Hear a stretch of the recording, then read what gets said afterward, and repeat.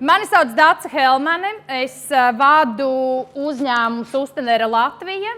Un faktiski šodien no rīta, domājot par mūsu tikšanos, sapratu, ka mana profesionālā pieredze ar dažādības tēmām, tā skaitā aizspriedumiem, faktiski sākās savā ziņā tieši šeit, šajā ēkā pirms 8 gadiem. Ja godīgi, es nebiju nekad īpaši domājusi par diskriminācijas tēmu, un tad pirms aptuveni 10 gadiem es devos uz lidostu cauri Rīgai nākamajā dienā tieši pēc Praida. Un taksometra vadītājs, tas stāsts par maniem neapzinātiem aizspriedumiem, bija tāds vīrietis labākajos gados, lai cik tas arī būtu, un man likās, bet tā sajūta bija, ka pēdējais, par ko es varētu ar viņu runāt, ir par Praidu. Bet tomēr es iesāku sarunu, jo tas ceļš bija diezgan garš, un es viņam teicu, cik skumji, ka tieši tajā brīdī Latvijā attieksme pret Praidu atkal kārtējo reizi tajā gadā bija ļoti dažāda. Un man par pārsteigumu viņš sāka teikt, bet tā kā par ko jūs brīnaties, kāpēc jūs brīnaties, ka mums nepatīk Praids, mēs jau Latvijā vispār nevienu nemīlam.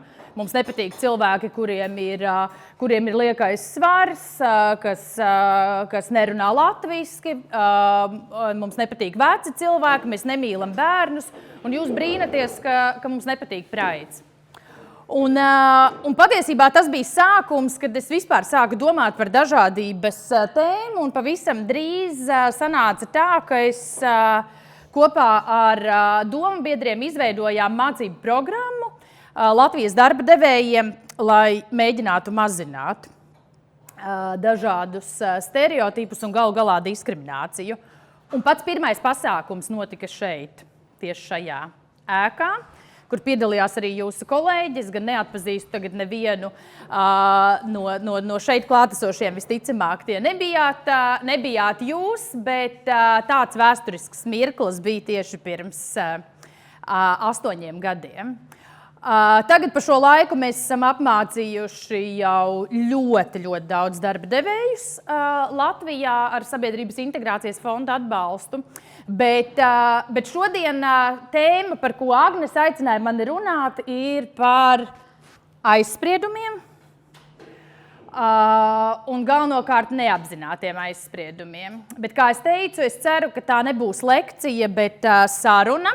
Es tiešām iedrošinu jūs iesaistīties sarunā, tā skaitā arī ar saviem pieredzes stāstiem, uzdot jautājumus, jo es neesmu akadēmiķe, ceru, tas nav virziens, kurā es arī gribētu turpināt, bet man ir diezgan daudz pieredzes stāstu, un ar tiem es arī šodien dalīšos. Tā kā droši dalieties arī jūs, bet pirms mēs sākam, es esmu sagatavojis aprakstus par 3 dažādiem cilvēkiem, kurus es pazīstu, līdz ar to es zinu atbildi uz jautājumu, kas viņi ir. Bet jūs redzēsiet dažus faktus par šiem cilvēkiem. Jums būs brīdis, lai izlasītu šos faktus, es arī nolasīšu. Jūsu uzdevums ir padomāt, kā jums liekas, zinot šo informāciju, ar ko šie cilvēki varētu nodarboties, kas viņi ir savā profesionālajā dzīvē, iespējams ārpus darba. Jums nav ar to jādalās, jūs vienkārši padomājat katrs pie sevis, kādas asociācijas jums rodas, redzot faktus par šiem cilvēkiem. Ja? Ļoti vienkāršs uzdevums. Tātad pirmais ir vīrietis, kuram ir 48 gadi, precējies, 2 bērni, augstākā izglītība sociālajā darbā, dzīvo dzīvoklī, dzīvesvieta atrodas blakus darbam, esošajā amatā ir pavadījis gadu. Piefiksējiet savas pārdomas, varbūt uzreiz jau iztēlojieties, ko šis cilvēks varētu darīt, ar ko viņš nodarbojas.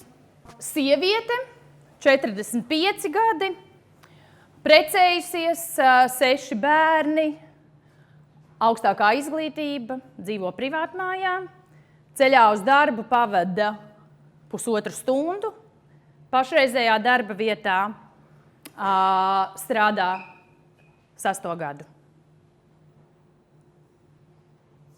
Vīrietis, 52 gadi, neprecējies, vidusskolas izglītība, dzīvo privātmājā, ceļā uz darbu pavada aptuveni 40 minūtes.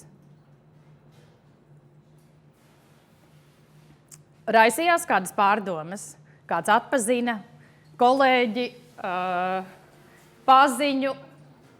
Nu, kādas jums ir sajūtas par pirmo vīrieti? Varbūt uzreiz kaut kādas pārdomas, ko šis cilvēks darītu. Tāda 48 gadi, 2 bērni, augstākā izglītība sociālajā darbā. Labā ziņa ir, ka es zinu, kas viņš ir, līdz ar to es jums varu atklāt, kas no tā, ko jūs minējāt, atbilst patiesībai un kas nē. Patiesībā, lai Edijs man piedod, jo tas visticamāk nav viņš, bet tas ir no MTB kaut kādām sacensībām. Viņš īstenībā savulaik bija profesionāls sportists, kas nodarbojās ar vieglatlētiku. Salīdzinoši vēlu īstenībā viņš ieguva augstāko izglītību sociālajā darbā un jau daudzus gadus vada dažādas organizācijas. Tā skaitā ir vadījis SOS bērnu ciematu asociācijas nodaļu Valmierā. Patiesībā viņam ir arī mazbērni. Un jā, viņš dzīvo Valmierā. Līdz ar to nav īsti centra dzīvoklis. Es domāju uzreiz, kas lika domāt par to, ka viņš ir ļoti labi situēts. Un patiesībā visās iepriekšējās darba vietās viņš bija nostrādājis ļoti daudz gadus. Patiesībā šajā amatā viņš ir tiešām gadu. Viņš mainīja darbu pirms pagājušā gada pavasarī, vasarā. Un tad, kad es kādreiz Ediju izmantoju mācībās valsts iestāžu cilvēkiem, tad viņa pirmā reakcija bija, šis ir tas cilvēks, ko mēs gribam pieņemt darbā. Kas viņš ir, jo viņam darba stāsts viņa līdzinējos amatos bija 10 un vienā, man liekas, pat 15 vai vairāk gadi. Tā kā, principā, viņam dzīvē ir bijuši tikai dažas darba vietas, tāpēc viņš parasti ir tajā iekārojamajā sadaļā, ko visi grib pieņemt darbā. Un jā, viņš brauc, viņam vispār patīk ekstrēmie sporta veidi, tā kā līdzās tam sociālajam aspektam. Nu, lūk, tā, nākamā ir sieviete, kura biju es. Patiesībā es ceļā uz darbu 1,5 stundu pavadu pēdējo, laikam, 1,5 mēnesi, tāpēc, ka es braucu ar sabiedrisko transportu. Es izlēmu, ka es vadu un esmu partneri ilgtspējas konsultāciju uzņēmumā. Es sapratu, ka man ir jārāda piemērs. Un mēģināju pārliecināties, ka Rīgā vai Pierīgā ir iespējams izmantot sabiedrisko transportu. Attiecīgi, man patiesībā, ja izejot no mājas un nokļūstot birojā, būtu vajadzīgs pat 2 stundas, ja es gribētu pilnībā pārvietoties sabiedrisko transportu. Par bērniem. Paldies Dievam, tie nav visi, varbūt paldies Dievam tajā ziņā, ka tie visi nav mani, 2 ir vīra bērni, līdz ar to man ir tikai 4. Mums kopā ir 6. Un tad paliek 3. vīrietis, par ko jūs arī jau komentējāt, ka tas varētu būt uzņēmējs. Kas lika domāt, ka viņš ir uzņēmējs? Tam bija 52 gadi, vidusskolas izglītība, 40 minūtes uz darbu, dzīvo privātmājā. Man, starp citu, es vienreiz arī mācībās, man bija tieši tāda grupa ar uzraudzības un kontrolas iestāžu pārstāvjiem no muitas un valsts ieņēmuma dienesta, un es kā prototipu izmantoju savu radinieku, kurš ir IT nozarē, viņam ir vidusskolas izglītība. Viņš pameta savulaik banku, finanšu studijas un pievērsās programmēšanai, un viņam ir 29 gadi, viņš brauc ar tramvaju, tāpēc, ka vienkārši dzīvo Čiekurkalnā un darbs ir centrā, lai gan viņam ir 2 automašīnas. Un tad, kad es atklāju šos faktus, tad tā pirmā reakcija valsts iestāžu darbiniekiem bija, nu šo mēs pazīstam, šis ir mūsu patstāvīgais klients, šis jau ir mūsu jau uzraudzības jau tādā redzes lokā. Un tad izrādās, ka tā patiesība īstenībā par cilvēku ir pilnīgi cita. Bet šis nav Šis nav IT. Cilvēks, lai gan varētu pajautāt Jānis Domburs, vai tā ir, bet jā, tas ir Jānis Domburs. Es domāju, arī lielākā daļa noteikti zina, un viņš nekad nav slēpis, ka viņš tā arī nepabeidza augstskolu un studijas. Patiesībā liela daļa no tā, ko jūs teicāt, ir par neapzinātiem aizspriedumiem, ka mēs pieņemam kaut kādus lēmumus, izdaram secinājumus un spriedumus par cilvēkiem, nevis balstoties uz faktiem vai pilnīgu informāciju par šiem cilvēkiem, bet no kaut kādām informācijas druskām. Šie spriedumi veidojas mūsu iepriekšējās pieredzes rezultātā. Šie spriedumi veidojas arī tāpēc, ka mūsu smadzenēs nav tik daudz kapacitātes, lai mēs tik īsā laikā pieņemtu tik daudz lēmumus, tāpēc mēs veidojam tādus īsceļus uz lēmumiem. Bet aizspriedumi var būt arī apzināti. Kā jums liekas, kas ir tās būtiskākās atšķirības starp apzinātiem un neapzinātiem aizspriedumiem? Man, piemēram, es varu atklāt, es ļoti grēkoju, kā cilvēks, kas regulāri brauc pie stūres, ja neskaita pēdējo pusotru mēnesi, kad es braucu ar sabiedrisko transportu, bet pēdējos 25 gadus es pati braucu, un man ir ļoti daudz aizspriedumu attiecībā uz to, kas ir slikti autobraucēji. Un es grēkoju ar to, ka viena kategorija, kuras nepārtraukti vainoju, ir sievietes. Un otrs ir vīrieši gados.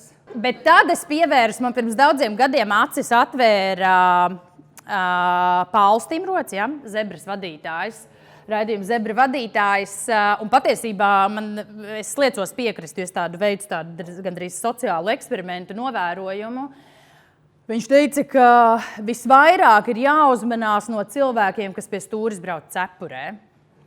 Jo katrā kaut cik normālā mašīnā esot apsilde darbojas, un ja cilvēks turpina braukt pie stūres ar cepuri galvā, tad kaut kas jau liecina par to, ka viņš varētu radīt bažas. Bet galveno atšķirību jūs jau minējāt. Tas, ka tiešām pirmajā gadījumā attiecībā uz apzinātiem aizspriedumiem mēs vienkārši paši pamanām to, ka mums ir šādi aizspriedumi, mēs spējam to atzīt un kaut kādā mērā kontrolēt. Vienlaikus, protams, var būt arī situācijas, kur tieši tāpēc, ka mums ir šie aizspriedumi, mēs ļoti apzināti rīkojamies kaut kā pret kaut kādu noteiktu vai cilvēku grupu, vai kaut kādā noteiktā situācijā.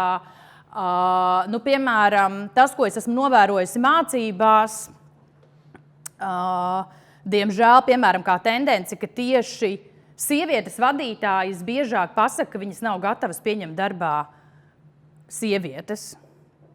Un argumentē, kāpēc, tāpēc, ka tur būs, bērni, ģimenes pienākumi un tā tālāk. To spēja ļoti skaidri formulēt, kāpēc.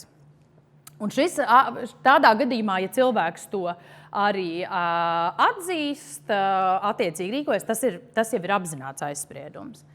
Daudz vairāk ir neapzinātu aizspriedumu, kurus mēs pat ikdienā nepamanām un nespējam attiecīgi arī atzīt, ka mūsu lēmumi ir bijuši balstīti vai ir balstīti nevis kaut kādos faktos, objektīvā patiesībā, bet tajā, kā mēs esam uztvēruši vienu vai citu informāciju. Līdzīgi kā tad, kad jūs lasījāt šos faktus par 3 cilvēkiem, faktiski tur tiešām šie cilvēki varēja būt jebkas.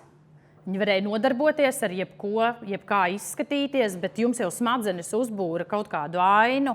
Man ir bijušas situācijas, kad cilvēks sāk aprakstīt, kā šis cilvēks pārvietojas sabiedriskajā transportā, kādas viņam drēbes ir, un liekas, no kurienes šī informācija. Tur ir tikai 3 vai 4 fakti, kuri tieši nepasaka vispār, ar ko šis cilvēks nodarbojas, kur viņš dzīvo, Rīgā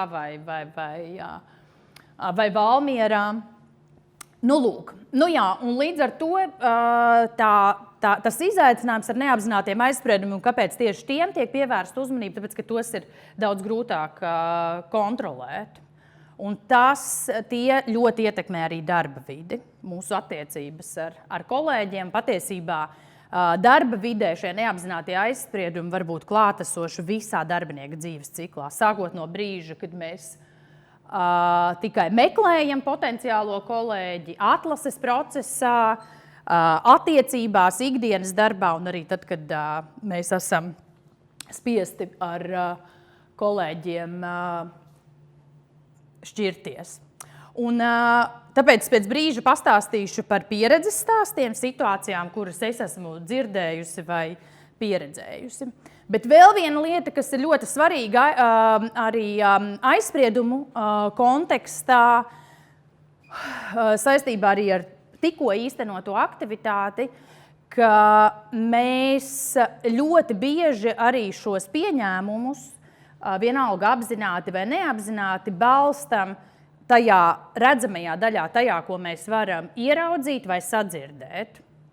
Piemēram, jums Agnes arī uzdeva jautājumu, vai jūs esat piedzīvojuši kaut kādu mazāk labvēlīgu attieksmi, piemēram, akcenta dēļ vai kaut kādu citu redzamu iemeslu dēļ. Bet mūsu prāts jau visbiežāk, veidojot šos īsceļus, izveido bildi, kas ir tajā neredzamajā daļā, un tas attēls var pilnīgi atšķirties no tā, kā šis cilvēks, kāds viņš ir patiesībā. Un ja jūs tagad, piemēram, padomātu arī par sevi, cik daudz īstenībā, piemēram, šeit klātesošie vai tie kolēģi, ar kuriem jūs ikdienā strādājat kopā, cik daudz īstenībā par jums zina. Es domāju, ka šodien arī droši vien jums bija pārsteigums arī šajā pārvietošanās aktivitātē, varbūt ieraudzīt kā viens vai cits kolēģis ir juties vai jūtās, vai kāda ir bijusi citu pieredze. Lūk, un tāpēc, domājot par sevi un mēģinot varbūt kontrolēt šos savus spriedumus, ir vērts paturēt prātā, ka tas, ko mēs redzam, piemēram, kolēģu rīcībā vai vienalga tuvinieku citu rīcībā, tā ir redzamā daļa, bet iedziļināties tajā, kas ir šīs rīcības pamatā, ir svarīgākais. Un šeit ir piemērs tam, kā dažādas iezīmes var izpausties, kas ir tas, ko mēs varētu ieraudzīt, vai vismaz par ko mēs varam nojaust, un kas ir tas, ko mēs visbiežāk nevaram ieraudzīt, īpaši varbūt uzreiz profesionālajā vidē vai vēl vairāk satiekot cilvēku pirmo reizi vai uz kaut kādu salīdzinoši īsu laiku. Tās redzamās atšķirības var būt vecums, dzimums, valoda, tas, kā cilvēks izskatās, kā viņš vai viņa uzvedās.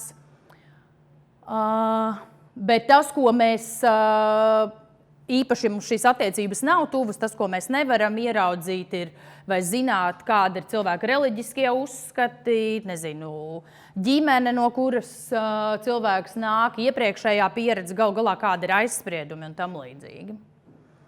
Es jūtu līdz brīžos, kad tiek stāstītas anekdotes par blondīnēm. Man ir vēl trakāk, es atkal visu laiku mēģinu, es nezinu, vai kāds šeit lasa žurnālu klubs, bet es jau sāku satraukties, man sāk virzīt arī profesionāli interesi. Man ir jāpajautā redaktoram, kāpēc katru reizi, tad, kad kluba anekdošu sadaļā, ja sievietei ir vārds, šis vārds ir Dace. Un no acīm redzot, ir kaut kāda sāpe, jo man nav cita izskaidrojuma. Šajā tagad pēdējā, man liekas, pusgadā es piefiksēju, ka ir bijis viens kluba numurs, kurā bija arī citi vārdi. Ilze vai kaut kas tāds, bet es domāju, kāpēc Dace nav pats populārākais vārds šajā valstī, bet jā, tā kā es katru reizi arī šīs anekdotas uztveru. Varbūt vēl kādi citi piemēri? vai jūs neesat piedzīvojuši? Varbūt jūs sevi esat pamanījuši, tagad domājot par aizspriedumiem kaut ko, kas... Labi, tad es pastāstīšu piemērus, kurus es zinu. Viens īstenībā tas ir par mani. Tas ir mans vīrs un mans bijušais dzīvesbiedrs, Vējbrāļu ordeņa prezidents Aivars Freimanis, bet stāsts nav par attiecībām, stāsts īstenībā ir par darbu. Kāpēc? Kā izpaužās neapzinātie aizspriedumi. Viens no tipiskākajiem veidiem, ka mēs izvēlamies cilvēkus, kuri ir līdzīgi mums. Tas nav par šo attēlu, bet līdz tam mēs nonāksim. Un kā tas strādā, mums, diemžēl, mantojumā no aizvēstures senčiem ir palikusi tāda smadzeņu daļa, kas mums liek sevi pasargāt, tad, kad mēs jūtamies apdraudēti. Man liekas lieliska mūtene īstenībā, ko varētu rādīt dažādības mēnesī, ir krūdi. Ja jūs neesat kāds redzējuši, tad tas tieši ir arī par neapzinātiem un apzinātiem aizspriedumiem, bet par to, kā mēs rīkojamies, baidoties no visa, kas izskatās citādāk nekā mēs. Un baidoties no visa, kas izskatās citādāk nekā mēs tiecamies izvēlēties cilvēkus, kas ir līdzīgi mums. Nu, arī kolektīvā. Es pieņemu, ka jūs arī esat piedzīvojuši tās situācijas, kad jums liekas, ka Dievs, mēs ar šo cilvēku esam pilnīgi uz viena viļņa. Nu, mēs tā pilnīgi viens otru saprotam no pusvārda, uzreiz visi lēmumi tiek raitāk pieņemti, bet vai šie lēmumi ir labāki? To mēs noteikti nezinām un nevienmēr tā ir, un pētījumi rāda, ka visbiežāk tā nav. Ka patiesībā rezultāts daudz labāks ir tad, kad mēs tieši esam atšķirīgi. Bet kāds bija mans stāsts? Es ik pa laikam darbojos dažādos starptautiskos projektos, un es kārtoju reizi tātad piedalos atlasē, kuru bija izsludinājis viens konsultāciju uzņēmums Itālijā. Tur ir jāgatavo milzīgs CV, jāapraksta visas savas iepriekšējās daudzās pieredzes, var sakot, tāds liels sagatavošanās darbs. Un jau pēc pāris stundām es saņemu ziņu, ka visticamāk tikšu izvēlētais. Un, es, protams, par to priecājos, un tad es saprotu, kāds ir tas stāsts, kā ir pieņemts lēmums par labu man.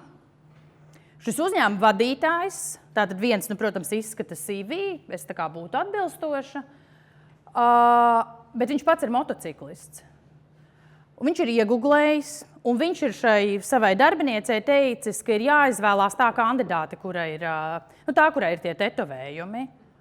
Un tā sieviete, ar kuru esmu pazīstama, nesaprot, par ko ir stāsts, tāpēc, ka viņa zina, ka man nav tetovējumu, un vismaz redzamu. Izrādās, viņš ir ieguglējis. Un šis attēls kaut kur parādījās sociālajos tīklos, vēl tad bez mana vīra, un tur izskatās, ka man ir pilnībā tetovētas rokas. Lai gan tas ir vienkārši tāds krekls. Un viņš saka, jā, ņemam to, tā būs piemērotākā, tā, kurā ir tetovējumi, jo viņš ir pats rokeris, motociklists, viss Harley Davidson un tā tālāk, un viņš pieņēma šo galu lēmumu balstoties uz faktu, ka man it kā ir tetovējumi, un es arī esmu no šīs kopienas. Lai gan tas vispār īpaši tajā brīdī vispār neatbild vairs patiesībai. Nu tā, tas ir viens piemērs. Nu jā, šis arī ir vēl viens veids, kā rodas aizspriedumi, un tie ir stereotipi, kad mēs vienkārši vienu kaut kādu pazīmi attiecinam uz veselu grupu. Piemēram, man dēls, kurš ir matemātiķis, man vienmēr pārmet, kad es tieši braucot pie stūres saku 100%, ka tur pie tās mašīnas stūres ir sieviete. Un tad viņš man vienmēr labo kā matemātiķis. Viņš saka, tu zini, ka 100% gadījumu tā nav sieviete. Kāpēc tu turpini teikt, ka 100% tā ir sieviete? Nu jā, tā kā šis arī tā darbojas. Šis īstenībā ir cits piemērs, kur tieši šāda veida aizspriedums arī darbojas. Tātad, ka mēs meklējam kaut kādu informāciju vai vai izmantojam šo informāciju, lai apstiprinātu uzskatu, kurš jau mums piemīt. Šeit varbūt viens tāds, es nezinu, vai tas ir komiskākais piemērs, bet tas man vienkārši saistās arī ar to, ko jūs tikko minējāt. Tā tad ir atlases process finanšu nozares uzņēmumā. Un iespējami labākais kandidāts ir vīrietis, bet tam nav nozīmes. Tātad vadītāji principā ir jau nolēmis, viņi redz pēc visiem kritērijiem, šis kandidāts būtu vispiemērotākais. Un tad dienas beigās tiek apspriests, kā tad mums ir gājis un kurš no kandidātiem varētu būt labākais. Un personāla vadītājs saka, nē, mēs nevaram viņu pieņemt darbā. Tāpēc, atcerieties, viņš intervijā teica, ka viņš kopš bērnības spēlē tenisu, bet mums šim amatam vajag komandas spēlētāju. Tas nozīmē, ka viņš neiederēsies, viņš būs pilnīgi vērsts uz sevi. Un atkal es ar sportu esmu uz jūs, bet tā kā mana ģimenē ir gan vieglatlēti, kas arī stereotipiski tiek uzskatīti, ka ir vērsti uz sevi, gan basketbolisti, kuriem it kā vajadzētu būt komandas spēlētājiem. Es zinu, ka šis neatbilst visbiežāk patiesībai. Un skaidrs, ka sporta veidu izvēle var kaut kādā mērā, to var ietekmēt kaut kādas raksturiezīmes, bet ne tā, lai mēs uz pilnīgi visiem tenisistiem vai uz visiem vieglatlētiem varētu attiecināt, ka viņi nekad nebūs komandas spēlētāji. Vispār brīvā laika aktivitātes ir ļoti bīstams temats, tāpēc labi, ka jūs jau strādājat, līdz ar to jums nav intervijās jāatklāj informācija par sevi, bet es zinu, ka tas ietekmē arī attiecības kolektīvā. Īpaši, piemēram, piemēri, kur ir, nezinu, cilvēks ir vegāns kaut kādu noteiktu pārliecību dēļ, bet kolektīvā ir, nezinu, cilvēku aizraujusi ar medībām, piemēram, vai tam līdzīgi. Tā kā šī brīvā laika aktivitātēm ir nozīme. Vēl viens neapzinātu aizspriedumu veids ir tā saucamais halo efekts, kad, piemēram, mēs ieraugam cilvēkā kaut kādu vienu stipro pusi un vienlaikus nepamanām, ka šim cilvēkam ir vesela virkne iespējams trūkumu, vai tieši tāpēc, ka viņam nav attīstītas kaut kādas citas stiprās puses, patiesībā viņš nebūtu piemērotākais. Piemēram, viens piemērs, kas man nāk prātā, ka cilvēki, jūs arī šodien dalījāties, kuri ir ekstraverti un introverti, ka ļoti bieži tie cilvēki, kas ir parādījuši, ka viņiem ir arī šī ekstravertā puse, rezultātā ir spiesti vadīt, es runāju arī par sevi, vadīt visus pasākumus. Viņi ir vienmēr tie, kuri visur tiek aicināti, vai, piemēram, nezinu, es skolā, man ļoti patika valodas un man padevās, bet rezultātā es tiku sūtīta arī uz matemātikas olimpiādēm, kas man pilnīgi nepadevās. Tā kā neviens nepamanīja, ka īstenībā matemātikā bija citi daudz spēcīgāki cilvēki, bet kaut kā visi bija uzbūruši skolotāji. Mazā skolā tāda, un tas ļoti īstenībā traucēja. Un es domāju, ka arī, ja jūs padomāt, varbūt arī iedomātos par situācijām, ko jūs esat piedzīvojuši. Vai, piemēram, ekstraverts cilvēks, viņiem lieliski padodas runāt, tāpēc bieži viņus izvēlās, piemēram, par projekta vadītājiem, lai gan viņiem trūks citu būtisku šo stipro pušu, lai varētu vadīt projektus. Tas, ka bieži vien, piemēram, arī savulaik ilgus gadus strādājot konsultāciju jomā, varēja redzēt, ka cilvēki vienkārši sevi prot varbūt pasniegt, bet cits, kurš tieši varētu ar šo vadību tikt veiksmīgāk galā, netiek pamanīts. Piemēram, mēs veicām pirms kādiem 3-4 gadiem Latvijas iedzīvotāju aptauju tieši ar mērķi saprast. Mēs sagatavojām sarakstu ar dažādiem mājsaimniecības darbiem, nezinu, sākot ar veļas gludināšanu, ēst gatavošanu, rūpes par veselību. Tas saraksts bija diezgan garš, un mūsu mērķis bija saprast, vai un kā atšķiras viedokļi sievietēm un vīriešiem attiecībā uz to, vai ar šiem darbiem var vienlīdz labi tikt galā gan vīrietis, gan sieviete.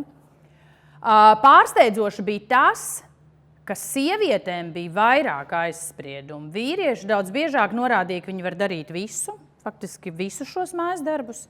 Sievietēm bija tur atšķirības. Sievietes uzskatīja, ka veļu nevajadzētu uzticēt, veļas gludināšanu vīriešiem, un vēl bija kaut kādas nelielas, bet tomēr statistiskas nobīdes.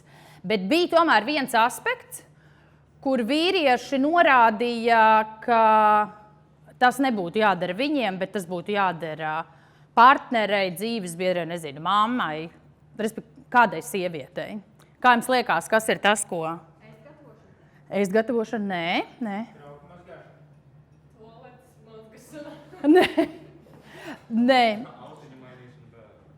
Nē, tiešām visos šajos aspektos nebija atšķirību. Vismaz vīrieši paši uzskatīja, ka viņi tā kā var to darīt. Un, vienīgais, kur viņi uzskatīja, ka tas ir sievietes pienākums, ir rūpes par viņu veselību. Un tas bija pārsteidzoši, jo mēs organizējām kampaņu, lai mazinātu dzimumu lomu stereotipus un sniegtu savu ieguldījumu tajā, lai vīriešu dzīves ilgums Latvijā paaugstinātos, jo Latvijā ir zemākais vīriešu dzīves ilgums Eiropā un Eiropas Savienības un OECD valstīs, un tas ir tieši saistīts īstenībā ar sociālo lomu stereotipiem.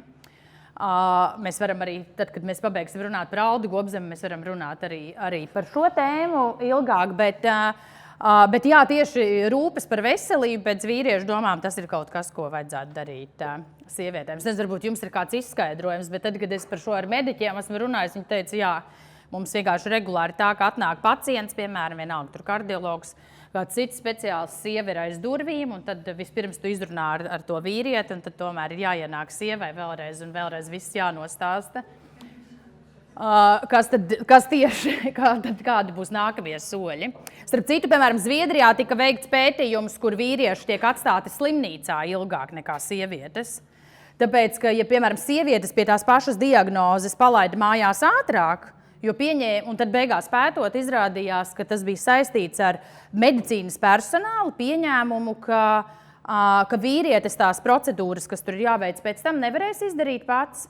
Savukārt sievietes varēs, tāpēc viņas var ātrāk, bet vīrieši nevarēs, tāpēc viņiem tad ir jāpaliek ilgāk, un tas radīja papildus izmaksas vienkārši slimnīcai, un tā viņi to pamanīja, ka vienkārši viņi nezina, kāpēc vīriešiem tērē vairāk naudas.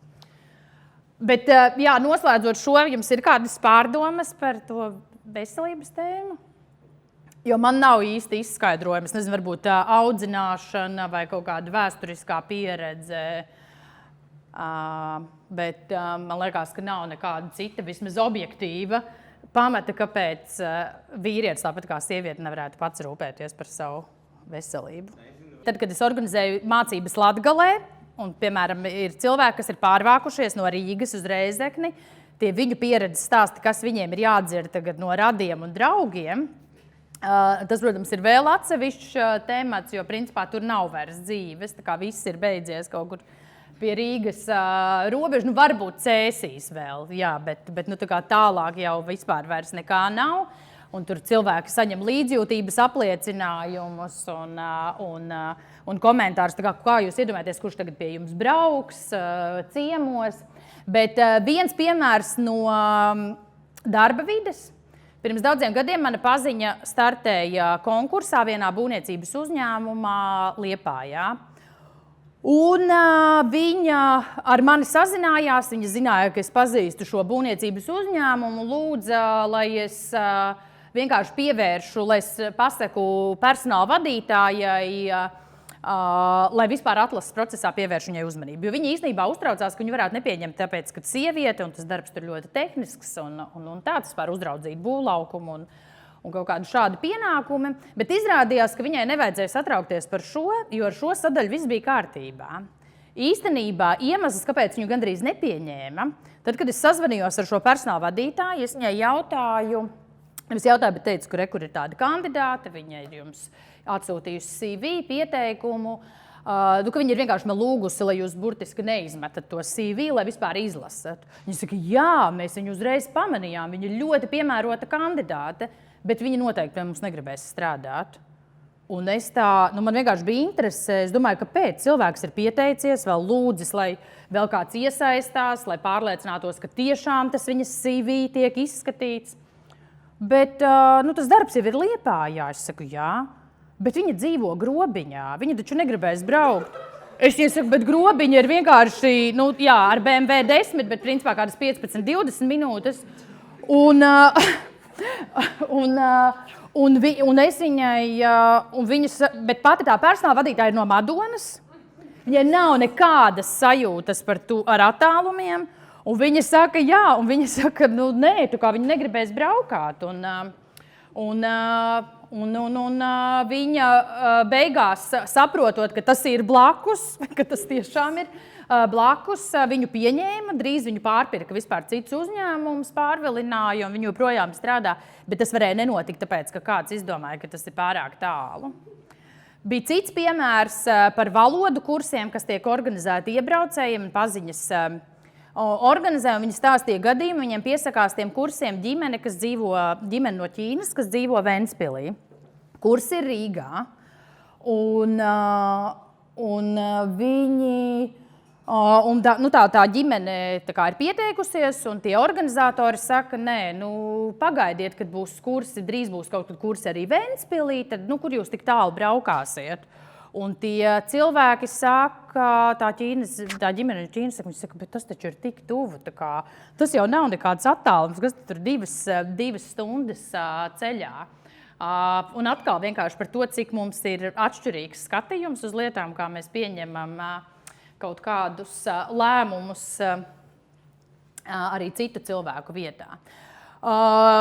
Par vecumu, tas, protams, arī ir diezgan tipiski jautājums, ir vispār, kā mēs uztveram vecumu. Man liekas, ka vecums ir visstieptākais jēdziens, ja, piemēram, eksperti saka, ka dzimuma identitāte un seksuālā orientācija ir spektrs, tad man liekas, ka arī vecums ir spektrs tādā ziņā, ka kā mēs uz to skatāmies, kurā vecumā mēs skatāmies uz vecumu. Man liekas, ka piemēram, mana mamma, kurai šobrīd ir 65, viņa sociālajos tīklos ir daudz aktīvāka nekā es. Viņai arī pirmais sociālais tīkls ir Draugiem LV, bet man liekas, viņi ir joprojām, es nezinu, es ceru, ka jā, viņi man liekas joprojām ir lietotāji, bet tad, kad mēs kaut kur dodamies braucienos, tad man viņi ir jāuzmana, jo viņi ir tas cilvēks, kas varētu nogāzties no klints, taisot selfijus. Tā kā, ja es to nedaru vispār, tad viņi ir tas cilvēks, kurš meklē visu laiku piemērotāko kadru, kas varētu likties, ka vispār neatbilst viņas vecumam. Man ir uzvārds Helmane, un tad man ir... Kundzu? Nē, īstenībā nē. Bet tas arī varētu būt atkarīgs. Bērni, protams, paši par to smējās, bet manā gadījumā ir citādāk. Ir, piemēram, Ogres novada domas mērs, kas ir arī mans radinieks. Man ir cilvēki, kas, piemēram, ar mani nesarunājas, īpaši tie, kas ir... nezinu, piemēram, ja es esmu Praida pasākumā, man ir cilvēki, kuri zinot, ka mēs esam radinieki, nezinu, kāpēc pieņem, ka arī man varētu būt mana radinieka politiskās un dažādas citas pārliecības, kas pilnīgi noteikti tā nav. Mēs pirms 2 gadiem organizējām Latvijas iedzīvotāju fokus grupas par dažādām tēmām.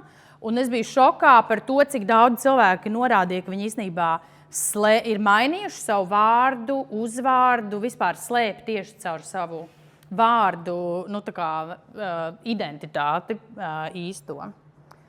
Man pirms tam bija uzvārds, pirms laulībā bija uzvārds Avena, un tas atkal bija saistīts ar virkni dažādu pieņēmumu saistībā ar dažādām tā skaitā melnajos sarakstos iekļautām personām. Tā kā, jā, tādā ziņā, man liekas, attiecībā uz vārdu uzvārdu ir ļoti daudz pieņēmu. Kāpēc cilvēki kāpēc slēp savu uzvārdu ne šādu pārliecību dēļ galvenokārt, bet lai slēptu savu etnisko izcelsmi? Mums fokus grupā piedalījās, piemēram, vīrietis, kurš šādi slēpa, ka viņš ir ebreju izcelsmes. tā kā man vispār, tādā ziņā dažreiz tas vispār nav pat izskaidrojums, bet cilvēkiem ir kaut kādi savi apsvērumi un pieredzes, kāpēc. Es noslēgumā zinu, ka jums ir ļoti daudz sagatavoti materiāli, tāpēc es arī šodien neatkārtošu teorijas daļu. Tā ir gan šeit, gan jūs esat saņēmuši dažādos citos kanālos daudz informācijas, bet es gribēju padalīties ar dažām grāmatām, kuras es ieteiktu izlasīt, ja vispār jūs šī tēma interesē. Un ja jūs gribat pirmkārt apzināt savus neapzinātos aizspriedumus, atzīt varbūt arī apzinātos un kaut ko mainīt, tad viena no grāmatām ir Ātri domā lēni. Es saprotu, ka tā jums ir, Agnese jau teica, ka tā jums ir arī pieejama. Daži teikt, ka varbūt ka šī grāmata nelasās īpaši raiti, bet man liekas, ka tas ir viens no vērtīgākajiem avotiem, kas palīdz saprast, kāpēc rodas stereotipi, kā vispār mēs pieņemam lēmumus. Otra grāmata, kas ir tieši par neapzinātiem aizspriedumiem, ir šī. Man šķiet no visām, tiešām es šo ieteiktu lasīt, ja vien šī tēma jūs patiešām interesē, jums ikdienā ir jāstrādā jebkādā veidā ar cilvēkiem, tad tas ir noderīgs visiem, ne tikai tie, kuriem ikdienā ir kaut kā īpaši par to jātur rūpe tieši par dažādības vadību. Šī savukārt, manuprāt, ir ļoti vienkārša, labi strukturēta. Un trešā grāmata ir latviski droši vien varētu tulkot kā Svilpojot Vivaldi.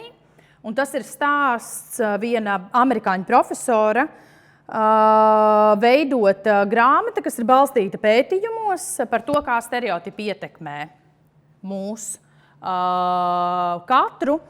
Un tā ideja ir sekojoša, tā kā viņš pats bija, joprojām ir, viņš ir tumšādains un viņš ir dzīvojis bērnībā rajonā, kur visiem pārējiem iedzīvotājiem bija gaišādas krāsa. Kaut kādā vecumā pārvietojoties pa ielu, viņš saprata, ka cilvēki no viņa baidās, jo ir kaut kāda pieņēmuma attiecībā uz to, kā varētu uzvesties tumšādains amerikānis. Un viņš domāja, kā varētu mazināt šīs bažas un tā kā attiecībā pret viņu. Un viņš domāja, viņam ir jāizskatās inteliģenti. Ja viņš radīs inteliģentu iespaidu, tad cilvēki pārstās no viņa baidīties un nepieņems, ka viņš varētu kaut ko viņiem nodarīt. Un viņš iemācījās svilpot fragmentus no Vivaldi gada laikiem. Tas bija tas, ko viņš darīja jaunībā. Un tad vēlāk viņš šo tēmu sāka pētīt akadēmiskajā darbā. Un īstenībā bija diezgan pārsteidzoši secinājumi. Piemēram, viņš izveidoja grupu ar studentiem, kas, pieņem, ka kāds no jums ir dzirdējis, ka aziātu izcelsmes kopumā cilvēkiem viņi ir labāki matemātiķi. Un viņš izveidoja grupu, kurā tātad pēc prasmēm spējām divas ļoti līdzīgas studentu grupas, daudzveidīgas, tātad balstoties uz etnisko izcelsmi, bet vienai grupai pateica, ka tas vienkārši ir matemātikas uzdevums, kaut kāds pārbaudas darbs. Otrai pateica, ka šī pārbaudas darba mērķis ir noskaidrot, vai aziāti ir labāki matemātiķi.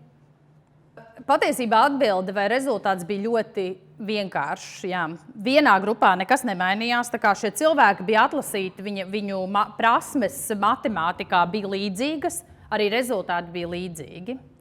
Otrā grupā, kur pateica, ka uzdevums ir noskaidrot, vai aziāti ir labāki matemātiķi, visiem pārējiem rezultāti bija sliktāki. Tieši tas pats bija arī tad, kad grupā bija, piemēram, uzdevums attiecībā uz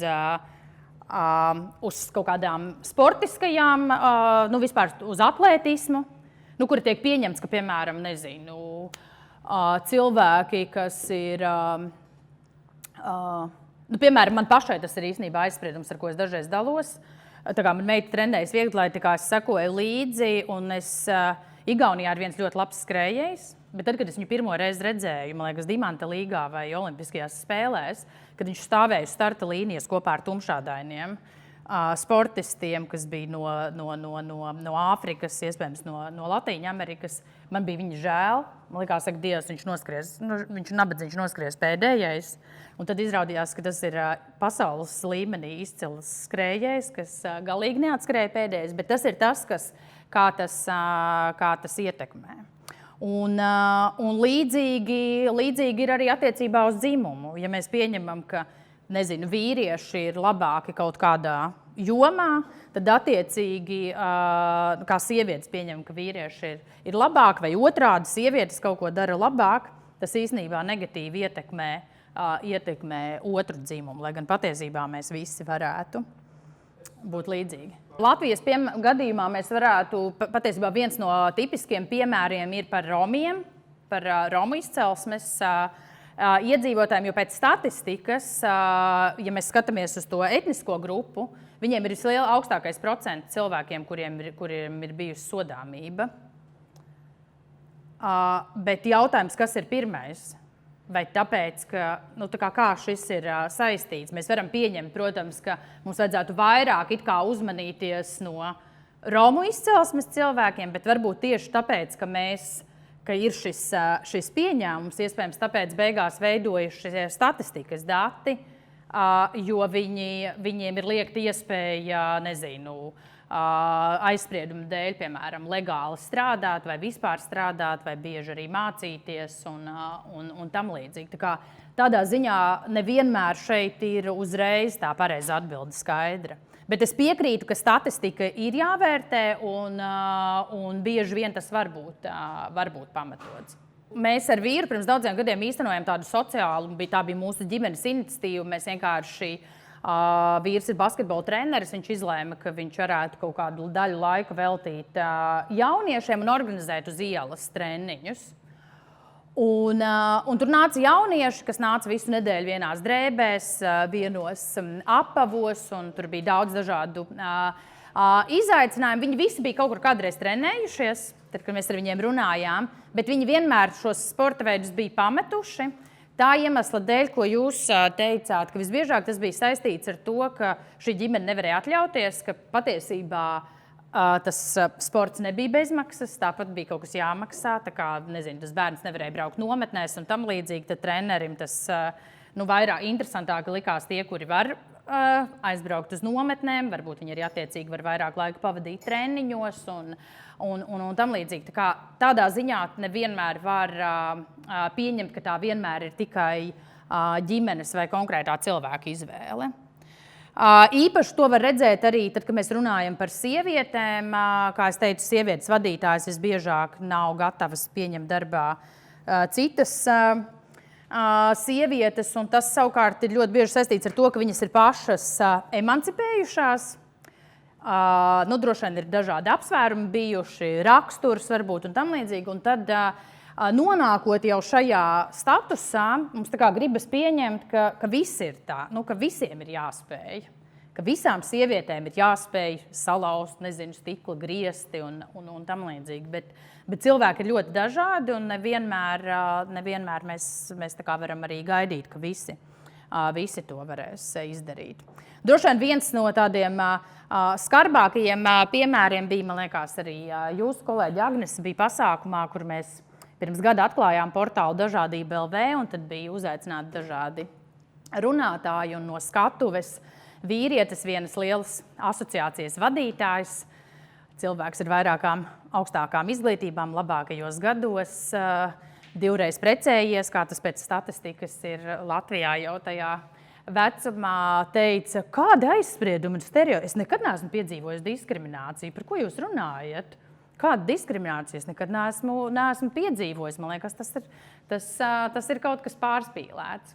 Tā kā, tā arī varbūt tas arī ir tas aizspriedums, ka mēs skatāmies no sava skatu punkta bieži vien, bet tāpēc dati ir vērtīgi, un vēl varbūt viena lieta pašā noslēgumā, jūs varat patestēt arī ar sevi, es gan varu apstiprināt, mēs ar kolēģi runājām pirms šīs sarunas, ka ir ļoti maz tiešām kvalitatīvu testu, kur ir iespējams pārbaudīt, cik tad lielā mērā mēs esam aizspriedumu varā. Šis ir viens, kas ir vairāk vai mazāk lietotājiem draudzīgs, izveidots, man liekas, pirms kādiem 3 gadiem, tieši ar mērķi saprast un dot iespēju novērtēt neapzinātos aizspriedumus. Starp citu, arī latviešu valodā var noskaidrot, vai jums ir neapzināti aizspriedumi, kas ir balstīti dzimumā, invaliditātes faktā un seksuālajā orientācijā. Nu ko, liels paldies! Paldies jums un lai skaists dažādības mēneša turpinājums!